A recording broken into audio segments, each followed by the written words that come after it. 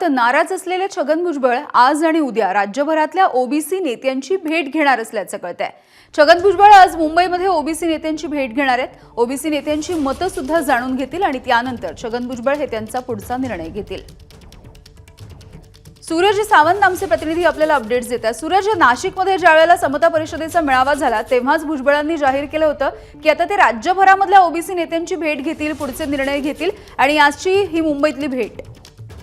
नक्कीच यामिनी, आपण पाहतोय की भुजबळांनी समता परिषदेच्या माध्यमातून आपली नाराजी ही उघडपणे स्पष्ट केलेलीच होती। आज आणि उद्या हे मुंबईत आहेत भुजबळ साहेब आणि त्यानंतर ते अनेक ओबीसी नेत्यांची भेट घेणार आहेत। तर आपण पाहिलं तर सदनातले सर्वात सिनियर लीडर म्हणून आपण त्यांच्याकडे पाहतो आणि त्यांना मंत्रिपदासाठी वंचित ठेवल्यामुळे कुठेतरी ओबीसी नेत्यांवरच हा अन्याय झाला आहे ची भूमिका आता ओबीसी नेते मांडताना पाहायला मिळत आहेत आणि त्या संदर्भातच आज भुजबळ अनेक ओबीसी नेत्यांची भेट घेत आहेत।